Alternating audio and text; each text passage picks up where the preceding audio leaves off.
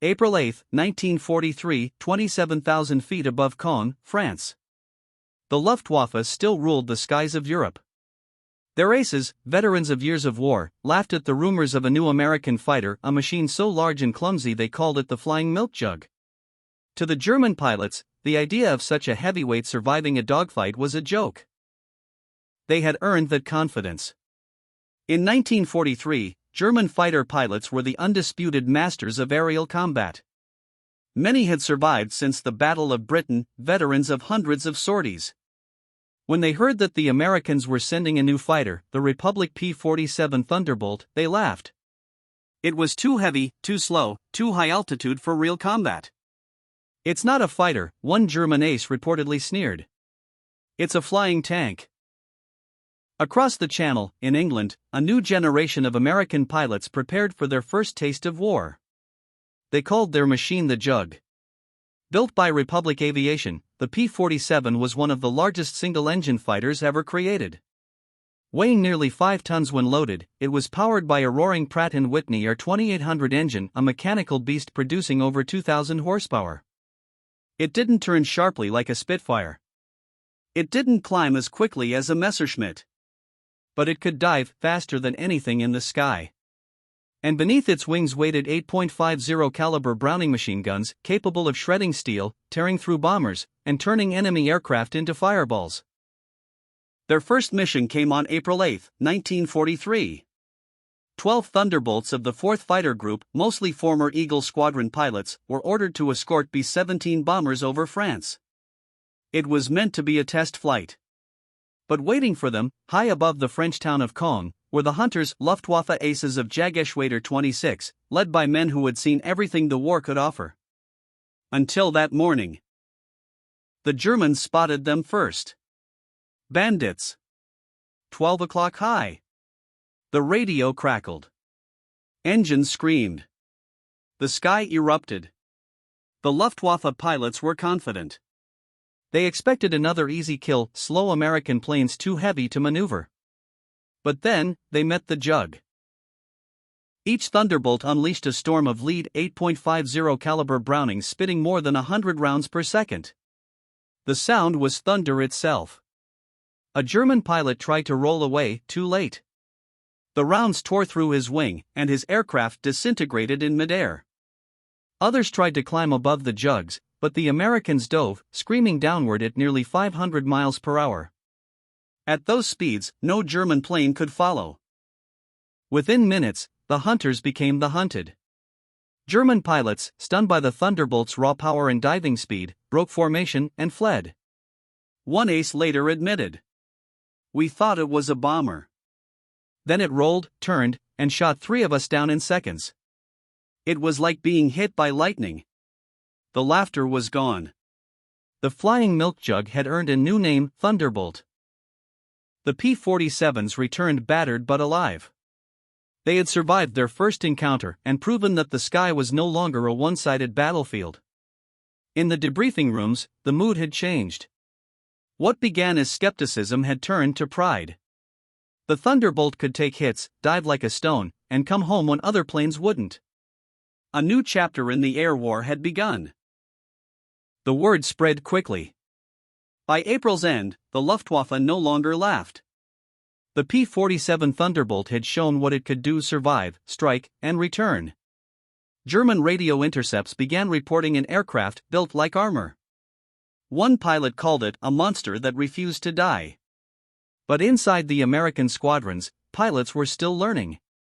The Thunderbolt was no Spitfire, it demanded discipline.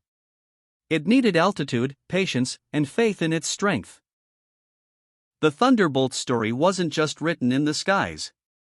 It began years earlier, in the minds of engineers like Alexander Kartveli and Alexander Seversky.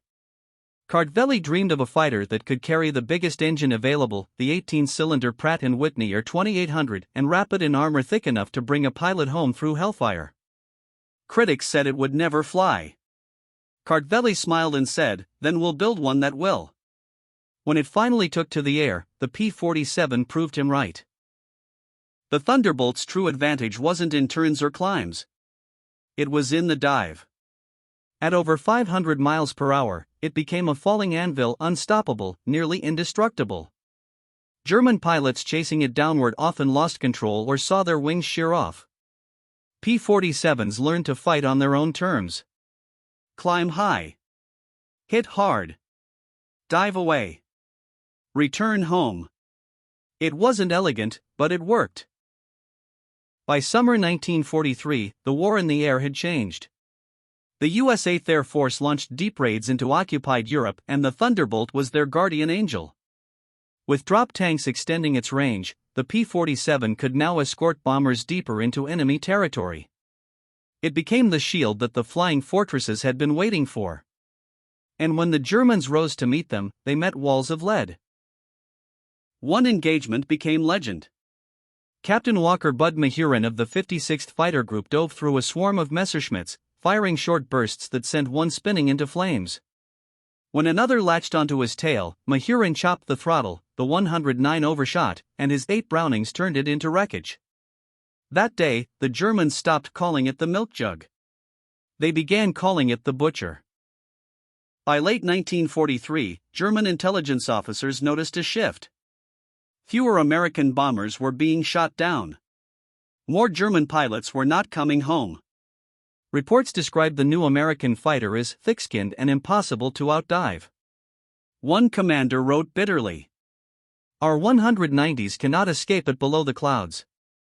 Its guns are too heavy, its armor too strong. We cannot laugh anymore." By 1944, the Thunderbolt was no longer just an escort. It had become the hammer of the Allied air campaign, diving on railroads, convoys, and airfields across France and Germany. Its 8 Brownings could destroy locomotives, tear apart trucks, and silence anti-aircraft guns. The Luftwaffe's backbone was breaking not just from bombs, but from the relentless, thunderous roar of the Jug. The men who flew the Jug formed a brotherhood of steel. They were engineers, farm boys, college kids, united by a machine that protected them like armor and hit back like thunder. Many never made it home. But for those who did, the sound of that engine stayed with them for life. They said you could feel it more than hear it, a heartbeat made of metal and courage. By the war's final year, the Thunderbolt had earned respect and fear.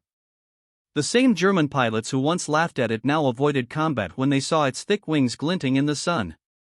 The skies of Europe, once ruled by the Luftwaffe, now thundered with American engines. The flying milk jug had become a symbol of endurance, of men who refused to be underestimated. More than 15,000 Thunderbolts were built, more than any other American fighter of the war. It escorted bombers, destroyed trains, saved lives. And long after the guns fell silent, those who flew it never forgot. They called it ugly. They called it heavy. But above all, they called it faithful. Because when the sky turned red, the Jug always brought them home. History remembers the Thunderbolt as a brute, a machine too big to fly and too stubborn to die. But those who faced it, friend and foe alike, remembered something else. That moment when laughter turned to fear, and the sky filled with thunder.